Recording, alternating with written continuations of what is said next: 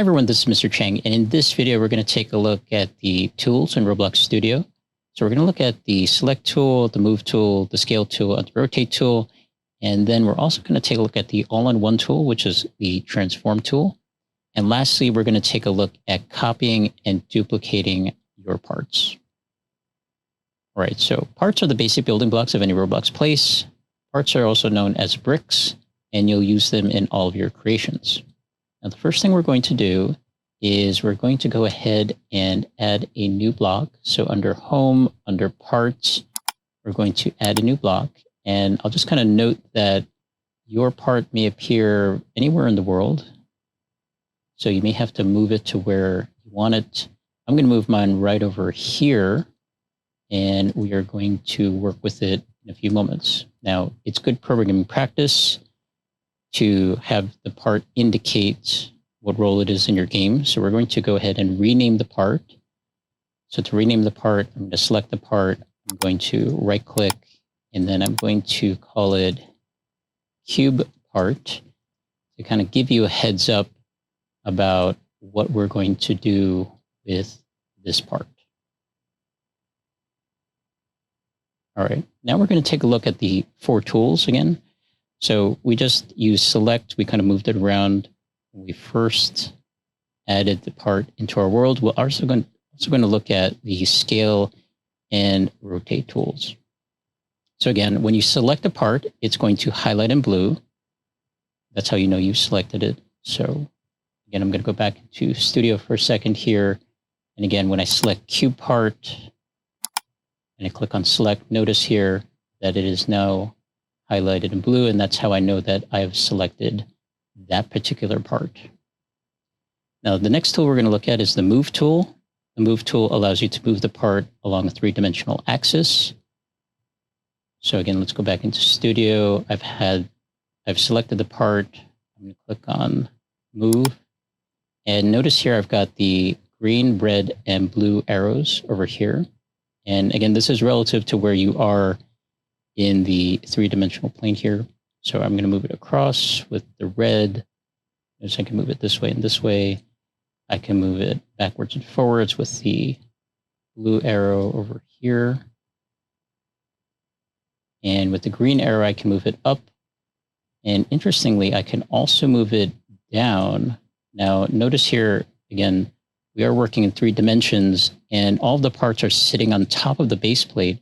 So if you notice here, the part now, because I moved it down here, is actually underneath the base plate. So do be mindful of that all the parts are sitting on top of the base plate by default.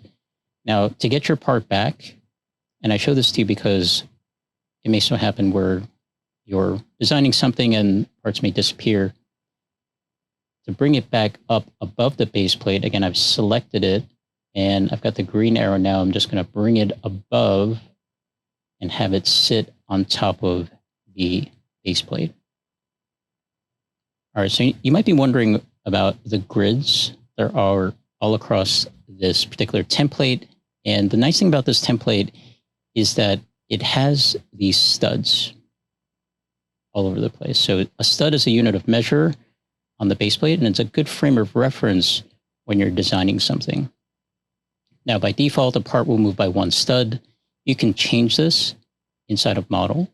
So if you go from home and go into model, notice up here that by default it's 1 stud. Now I can change that to, let's say, 2 studs. And now when I move our part, notice that rather than move by 1 stud, it's now moving by 2 studs. I'm going to change this back to 1 stud here. So depending on what you're trying to design, you may not want to have it at 1 stud. If, let's say, you're building something really big, you can just change it automatically and change it to more than 1 stud. All right, the next tool we're going to look at is the scale tool. And the scale tool allows you to scale the part along the three-dimensional axis. So let's go back into Studio over here, and let's click on Scale and select the part here. So notice now, instead of the arrows, I now have these blue, red, and green orbs. And again, if I drag it across, notice the part's getting bigger going across this way, or bigger going this way, or going up and down going this way. Now, again, I'll just kind of note here, in the same way that when you moved it, you can change the studs default. I'm going to change it to 2 here. So now when I drag it out, notice it's actually changing it and increasing it by 2 studs rather than by 1 stud, which may be useful depending on what you're doing. Now, let's go ahead and resize our cube to a 4x4x4 cube. All right, so currently I've already got it 4x4 this way. And just to verify this, I'm just changing the camera angle. I'm scrolling all the way around, turning all the way around here. And I do have a 4x4x4. Now let's bring this up. 1, 2, 3, and 4. And again, let's like look at it a little bit here. And looks pretty good to me. I think we have our 4x4x4 cube over here. All right, the next tool I wanted to show you is the rotate tool. And the rotate tool lets you rotate the part along the 3-dimensional axis. So again, go ahead and select the part. And this time around, we're going to click on rotate over here. And notice here, I can actually turn our cube around and round and round.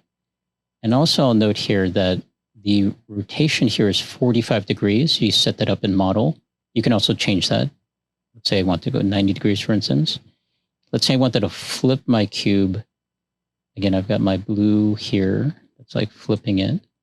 And lastly, let's say I want to flip it on this axis. I've got my red like so. All right, the last tool I want to show you is the all-in-one transform tool, which again is inside of model here. And so let's go ahead and click on transform now. And notice we have all the different options that we did before. I can go up, I can go across like so.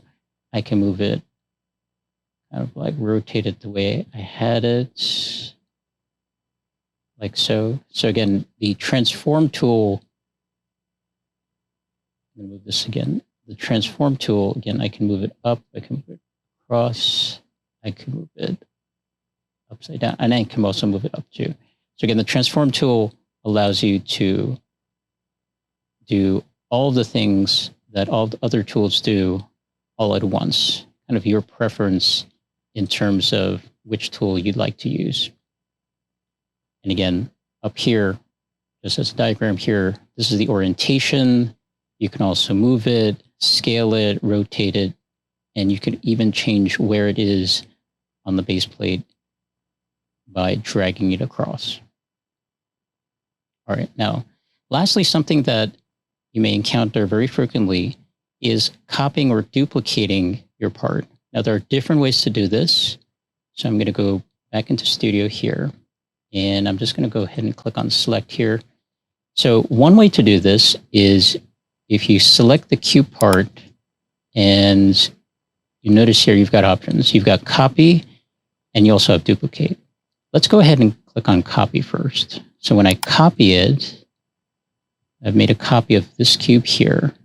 Now let's go ahead and paste it. Now notice the paste actually put the cube right on top. Okay, so that's copy and pasting a part. Now I'm going to go ahead and delete it. And let's try the next option here, which is duplicate. So I'm going to duplicate it, and notice that it just duplicated the part. I didn't actually have to click twice here. However, the part is actually sitting on top of the existing part. And so now I just kind of selected and kind of like dragged it out. Okay, I'm going to go ahead and delete that there. So those are two different ways to copy and or duplicate your part. Also note that it'll also copy or duplicate any scripts that you have that are descendant of your part. So you may or may not want that, kind of up to you, but you may find yourself doing this quite frequently as you're building more and more things inside of your game. All right. I hope that helps, and I'll see you in the next video.